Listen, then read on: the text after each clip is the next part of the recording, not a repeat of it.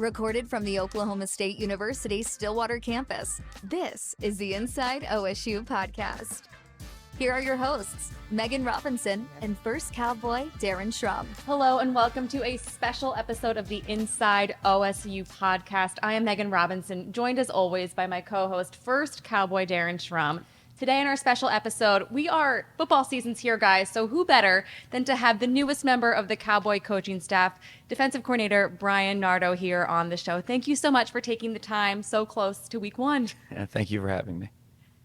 How does it feel to be in Stillwater? Oh, it's been great. It's been, I want to say probably 7 months now, 8 months. So goes really fast, but it's been great.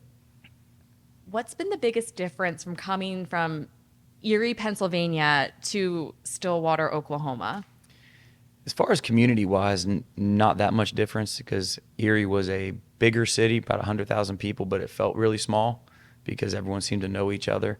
The community of the school was really small, and this is where I spent a lot of time because I spent 8 years at Emporia State. So I'm used to the Midwest and used to this part of the country. I love it out here. My wife's from Southeast Kansas, so coming out here for her is coming home, and coming out here for me is a place that I considered home. I mean, when I left Emporia State, I think I was 35 or 36. I had spent 8 years there.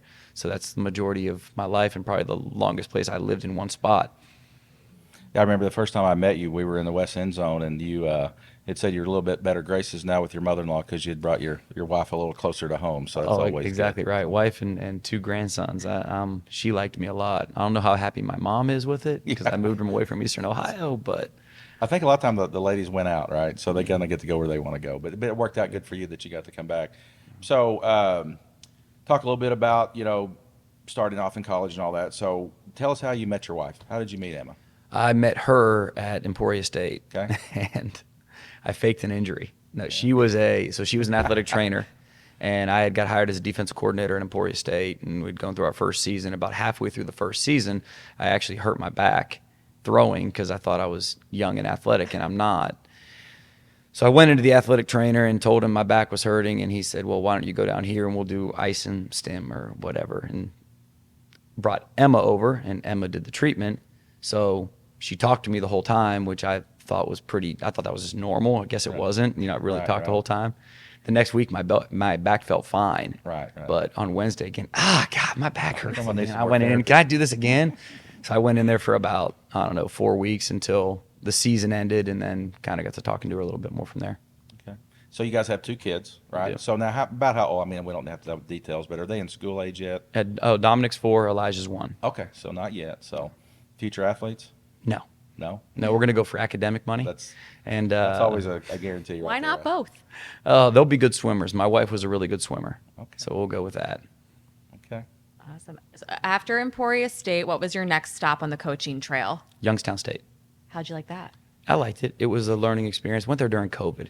So I got hired February of 2020, and COVID hit 4 weeks later. So you want to talk about we were a new staff. We were taking over a program, and COVID hits. So just like everything that could go wrong at that time was just, it was tough. It was a tough transition, but learned a lot. What was the hardest part of that season? Not being able to have the relationships you wanted to have, whether it was with players, whether it was with the staff. Youngstown was a bigger, more spread out city. So it was a little bit different than what I was used to. My defensive coordinator, someone I'm still pretty close with, Joe Schaefer, he lived in Cleveland, and he commuted because his wife had a great job in Cleveland. So he drove 40 minutes every day, so I never saw him. And then on top of that, with COVID, nobody hung out. No one was able to really do anything. Some of our staff lived downtown. We lived in a suburb outside of it. One of our other close friends lived 30 minutes in the opposite direction. So it was hard to really get together, especially with COVID.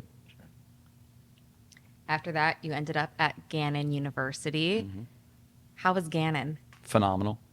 Just a blessing in disguise. A place I had heard of Gannon. Knew a little bit about it. I didn't know a whole lot about the football program. And lucky enough, I was recruiting in Erie, and that's where I met the offensive coordinator. So when I was going through everything and was looking, I gave him a call, told him the situation. He said, well, we need a defensive coordinator. Well, all right. he had the head coach call me that next night, and from that moving forward, I drove out there, I interviewed, and I remember calling my wife when I left and saying, if they offer me the job, I'm coming. This is a great fit.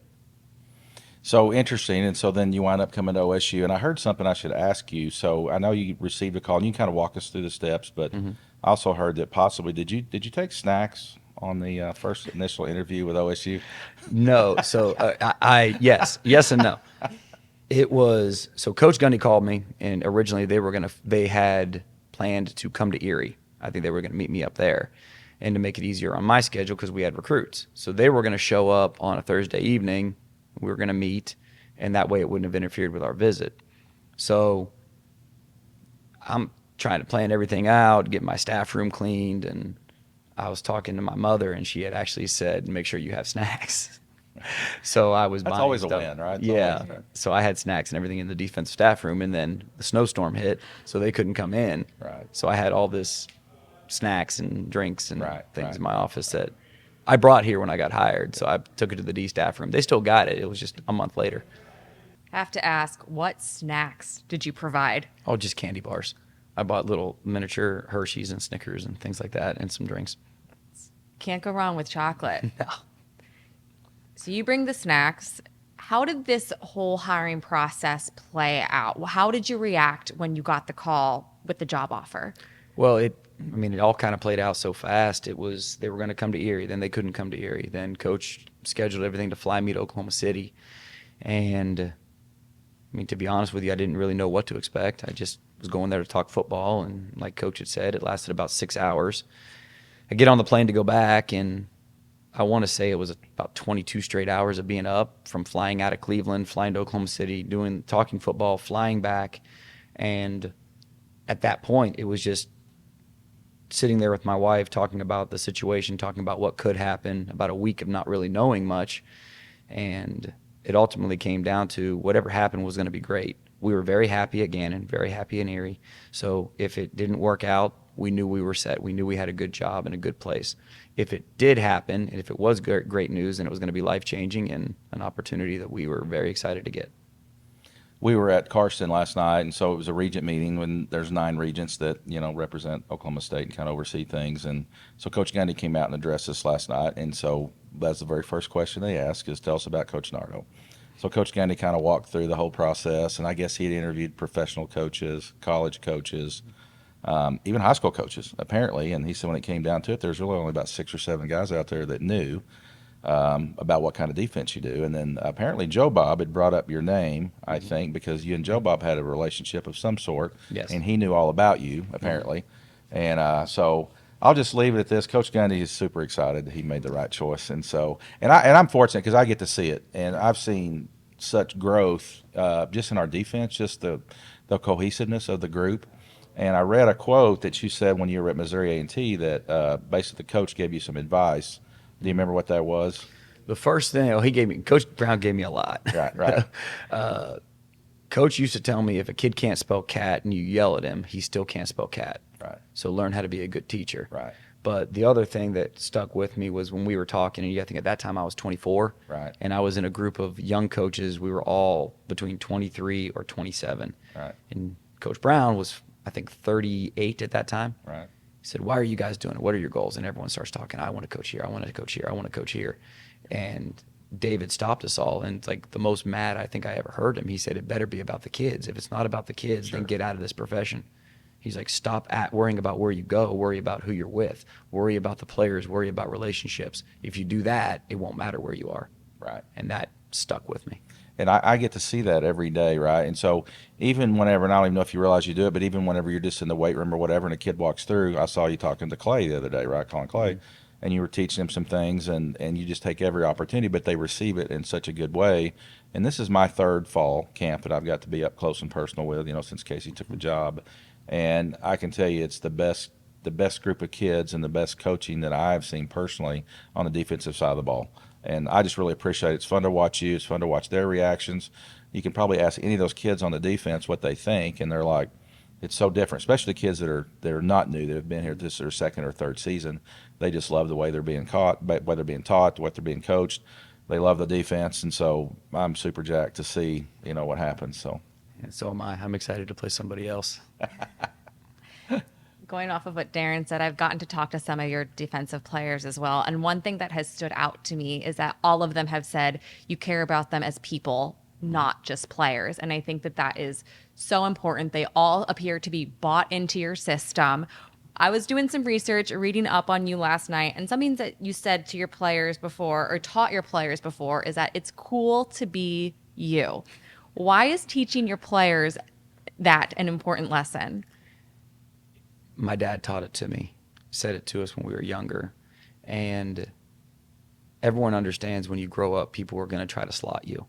They're going to try to say you have to act this way, or this isn't cool, this is cool. And I was taught very early, don't worry about what people think. It's cool to be you. If you want to be good at academics, don't worry about getting made fun of. Push and be good at academics. If you want to do extra, people are always going to try to either join you, and if you're doing things really well, if you're pushing to be an overachiever, there's two kind of people. People that want to go with you and are going to be drawn to you, or people that are going to make fun of you and try to pull you down. Don't worry about that. It's not about, I read a great quote the other day. It's not about the amount of people you have following you. It's about the amount of people that you've been able to impact if you're in a leadership role. And I thought that was so important because it goes back to exactly what it is. It's cool to be you. I don't need to do anything special. I need to be myself. If you want to be around me because of who I am, great. If you don't, that's fine. I was lucky enough my wife likes me, so I got at least one person that wants to be around me. Sure. And don't try to press. Don't try to do anything different. Don't try to be something you're not. Be yourself. Your best is good enough, and it allows you to have self-confidence in who you are. So you come from a coaching family, from dad's brothers. Do you have sisters too? No. Okay, so brothers, dads, you all coach. So when did you realize, so probably for a long time you probably realized you wanted to be coach, but when did you realize, hey, I'm pretty good at this and I have a lot of aspirations to be? And kind of what's your end game? Where would you like to be, right? So Defensive coordinator at Oklahoma State. yeah. No, I've been humbled very much in this profession, and there's a lot of really good coaches, and I've always thought I was great with our players. I always thought I worked really hard at relationships. I've had aspirations to always continue to do it, but I can't lie to you and say, man, I had these goals of being the defensive coordinator at Oklahoma State or linebackers coach somewhere. I never really wanted that. I've always just wanted to be really good at where I was. There was a time I wanted to be a head coach. Right. And I think that was more so along, I wanted stability. Sure. You know, my my oldest is 4 years old. He's lived in 4 houses. So I always thought, like, as a head coach, I respect Garen Higgins at Emporia State. He's been there 19 years. Right. That's a great life. And a lot of people in this world will never know much about Emporia State, and they don't realize how great of a job he's done. He's had a great life, and I always respected that. So I never really had aspirations of where I would go. I always wanted to be around good people. Right. And obviously being here, it's like, where else would I rather be? What would I rather do? Just keep doing this. I get to be around my family, work for a great head coach who's one of the best to ever do it, and learn, and just keep doing what I'm doing. You know, whenever you first got hired as well, I get asked a lot of questions all the time just because I'm married to the president. And so a lot of people think I know more than what I actually do. And so we kind of briefly discussed, you probably don't remember, but we were on the treadmill. He runs, I walk really slow, he runs. And so we were talking about, I said, you know, I get more questions, you know. Well, first of all, I think I said, so you're the new guy. He said, I am. And so I said, well, you know, you're the hottest topic that I get asked, you know, just I get phone calls, texts, what do you think about this Division II guy, this and that, you know, and my answer was always, if you can coach and you can lead, it doesn't matter what level you come from. I played NAIA, right? So we play Central Arkansas coming up, right? That's my team. OSU's my team, but that's where I, you know, learned to grow up and all that kind of thing. But it's just one of those things that, and I've seen it for myself. When Coach Gundy saw it, and Coach Gundy's always had a good knack for hiring people that aren't well known. That, you know, I mean, Coach Mason's probably one of the most well-known coaches we've had hired in years, right? Because most everybody else has been kind of guys in the smaller divisions background, and they've done a tremendous job. And somehow he finds you guys, you know, and I'm sure it's a lot of hard work on him. But I would just tell people, you know, hey, Coach Gundy has hired the right guy. And I said, I don't know. I said, he's young. I know he's going to be determined. He's obviously good at what he does, or they wouldn't have hired him. So I think we have no worries. And so I've really got to see that. So like you say, we're all little, still got the game to play. So up until, next Saturday, it's all good at that point, right? Mm-hmm. So exactly. Everyone loves it. We haven't given up a touchdown yet. That's right. It's perfect. I'm very popular. No yards, no touchdowns, no interceptions. Yeah, well, you hadn't had any, but that's a good thing, but I guess. But anyway. Along the lines of your coaching, one of the biggest topics of discussion is the scheme that you run, the 3-3-5. I've talked to some of your guys about that, and they all seem to love it. I think it was Kendall Daniels who said, this is his third scheme or third coordinator in 3 seasons. And he said, this actually makes me a better football player because when I go to the next level, I'm going to have to learn another scheme. So the more I know, the better player I'll be. And another guy said that they're learning each spot, not just where they have to be, but where everybody has to be. And it makes us a better defense as a whole. Yes. They're adapting to it well. What are the challenges, though, of teaching these players, these young players, a new defensive scheme? You don't know what they don't know. So you have to assume everybody knows nothing. And that's probably the hardest thing I had to adjust to because I'm not a jerk. I don't like walking in acting like, I have a quote in my manual say, there's not a smartest guy in the room, so don't think it's you and stop looking for him, right? And when you go and you have a conversation, when I was teaching this defense even to our staff knows a heck of a lot more football than I do. They've been doing it a long time. You go talk to Coach Duffy, Coach Hammer, Coach Clements, or Coach Richmond and talk about what they've seen here. Just because they didn't understand what my picture was, our scheme was, doesn't mean that I knew more football, because I don't. And that was a really hard thing for me to grasp, was understanding everyone knows football, but they don't know exactly what I want it to be yet or what we want this picture to be. So morphing it, being able to step back, use different terminology, step back, mold it to a 4-man front like Coach Gundy wanted to have done, take everybody's opinion, and then teach it to everybody in a way that made sense to them. And I didn't sound like I didn't know what I was talking about. We had a conversation about 2 weeks ago with a different coverage, and all the players know what it is because they ran it in previous years. I've never run it before. So I had to learn it in the terminology I can understand to be able to reteach it and teach it with confidence. So you have to assume everybody knows nothing, while at the same time being able to respect that they know more than you do. And that's the biggest challenge I've had to go through. So Kendall, is he like a monster back? Is that what he is? What do you call him? He's the rover. He's a rover. He's the rover. And so that's your responsibility, right? So you have backup rovers too and all that, because we kind of had this discussion last night that used to be called the monster back, right? Yeah. And so that's an old saying for you, Meghan. But anyway. Robber's the other one, right? Rover, robber. Yep. Yeah. So, but it's interesting. So I didn't know what you actually called him. So he's a rover. So he's now a I know rover. what to call him. So okay. I think our offense calls it the Joker. Yeah. I think that's what they call it, and when they were breaking it down, because when they were studying people, but we called it a rover. Okay. I don't know where that name even came from. We just kind of right. stuck with it at Emporia. Right. Okay. Go with it. Well, let's move away from football. You talk football all of the time. What are some of the things you found around Stillwater that you enjoy doing, or the places that you like to go? Have you had any time to do that? Yeah, Do you need recommendations? No, we've gone. So we love to take Dominic out to parks. Like our oldest, he loves to go to parks. So my wife has all these different places that we've gone to. He loves the Colvin, the pool. We went there a lot in the summer with the whirlpool and the tidal wave thing, and he likes that. For the most part, it's just wanting to go home and be around them. So whatever she wants to do, I just smile and go with.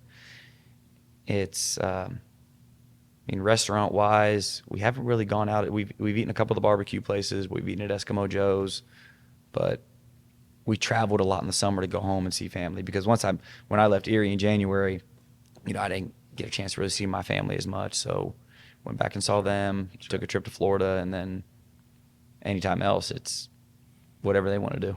Yeah. Now, does Emma work? No. She stays home with the kids? No, she is a physical therapist assistant, Okay. But she doesn't have a job right now. Okay, good. What are some of your hobbies outside of football? Obviously hanging with your family, but there's got to be something. No.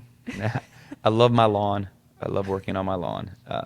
I had some people help me get it ready because I had no idea how to handle the different kind of grass and things out here. I'm used to fescue, and apparently you can't grow fescue in Oklahoma. Right, very hard. So I love working on my yard. I want our house to look really good and do some different things around there. But I try to golf. I'm not a good golfer. Like, people have asked me if I was going to go play Carson's Creek. I said, why would I pay a lot of money to get mad? Right. I was told I wasn't good enough to get mad. Yeah. So I'm like, that does make a lot of sense. Exactly right. I was like, okay. But the problem is you hit a good shot and you think you should do it all the time. You don't realize it's such a hard game. I love baseball. I love watching baseball because I don't coach it. So I'll watch the Pittsburgh Pirates. That's my team. So I'll get a chance to watch them when I'm home.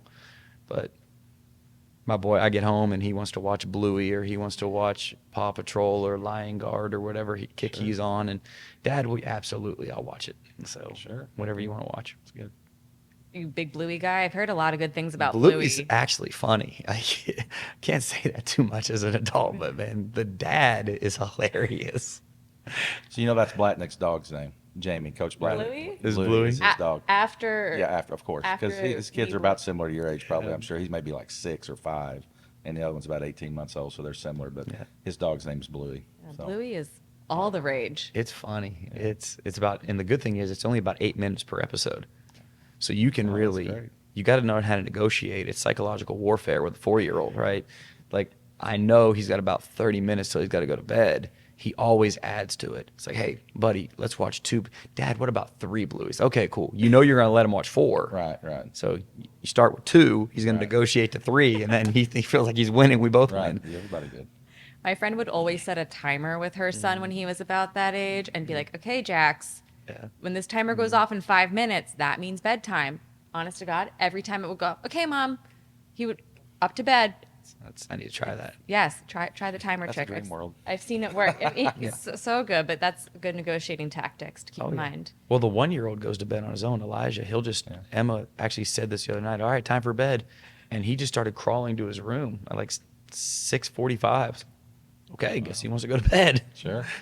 We're 2 days away from kickoff. Super exciting. It's football season is here. I don't know how much you got to watch Oklahoma State when you were coaching, but what are some of the traditions that you're most excited to see in person at Boone Pickens Stadium? The walk, I've always heard about it, and even growing up or spending 8 years a little bit close to here, that was always something that was cool.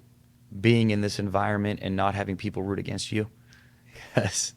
I was at Ohio U. We played at Ohio State. That was a loud crowd. I was at Youngstown. We played at Michigan State. That was a loud crowd, but they weren't cheering for you. So I think it'll be really cool to get out there and see this place and realize, okay, this is what it's about. Because you walk out there, and the really cool thing was I wasn't allowed to get on the field for like the first 5-6 months I was here because they were working on the stadium. Sure. So they had all the cranes and everything out, and the field was closed. And I think I waited till about end of June or middle of June, and it's like, okay, this is it. Now let's get to work. Sellout crowd this year coming up. It's a lot of fun. I mean, it's loud. The walk is awesome. So the walk has grown over the years, right? And so you really can't even walk. I mean, it's that packed. And we have a new buffalo. I don't know if you'll recognize it, but nobody's really seen it yet. But we have a new buffalo, and his name is Thunder, right? And so that's called the native corridor. So you guys will walk when you're walking down Hester. You'll walk right by it, but he's on the left. But he's a big, full-size, hairy buffalo, right? He's made out of, like, I think cedar or something. I don't really know, but he's alive, right? He's not alive, but the plants are alive. And so anyway, that's going to be something cool down in Hester because we've had construction for Engineering South for the last 2 years. So now all that's cleaned up, and it's going to be really pretty. So that walk is something to see. So it'll be fun. How do you think you're going to feel? Excited. I hope that it's exactly the way it's always been for me. And I feel exactly the same right now that I did going into my first season at Gannon, that I did going into my first year at Emporia. You don't know what you don't know. And I know there's going to be really good football players that we're going to go against, but we have really good football players. I know I'm going to go against really good coaches, but we have really good coaches. So I hope that all things equal out the way I anticipate that they will. I've gone up in the box and coached a few scrimmages, and it's still just communicating down to it and talking through it. I think it'll be. Will you stay in the box during the game? Oh, if I was on the field, I'd get a lot of penalties. Yeah, I was on. That's right. Yeah, I was on the field for one game. We were playing at Central Missouri in 2014, and our headset went out. Okay. So I had to go down for the second half. And I had never been on the field, and since I was a grad assistant when I was a signaler, so I'm calling the defense from the field, and we get an interception, and we're running it down the numbers, and I'm halfway on the field to celebrate with the kid like it was practice. And one of my best friends was our strength coach. He grabs me, he's carrying me off the field. The official goes to throw the flag, and I was like, I'm sorry, I'm not even supposed to be here. Right, and right. he kind of picked it up and let it go. Right. But yeah, so that's why I don't think I'm allowed to be on the field after that. So do you have a pregame ritual that you do, that you go through, or anything like that, or you think about, or? I call my dad. Okay. I'll get on the field at some point before the team gets there. I call my dad and I'm on the field. Calms you down and all that. My pregame ritual was to go to the restroom, because I would get so nervous for the first game. I'm like, this is not going to work out, so I've got to, and that was it. Just get ready. So you make the first contact, right? So it's all it calms down once you do that. But before that, I think that's part of the game, right? That's the adrenaline flowing, right? So that's why we do it. You don't do it to not play the game. Sure, exactly. Coach, you've made a lot of comments about your dad. What is the best piece of advice he has given you? It's cool to be you. That's really all it's been. Gives me a lot. The older I get, the smarter he gets. But that was a big one. Is he going to be able to make the first game? They are. Awesome. Yeah, Cool. Your mom and dad. Yeah, Good. mom and dad will be here. A lot of families actually coming out for it, so it's going to be fun. That's good, man. It's exciting. I'm excited for you. Well, we cannot wait. 2 days away from kickoff. Coach, thank you so much for taking the time out of your busy schedule to be here with us on the Inside OSU podcast. And before you guys turn away, right now we are about to premiere our brand new PSA for Oklahoma State University. Oklahoma State is more than a university. We are a promise to inspire, to demand more from ourselves, and be leaders on a global scale. A promise to create, to solve the world's most complex problems, and to give back to our communities. At OSU, we are a promise to forever be loyal and true. Here at the nation's premier land-grant university, Orange is the answer.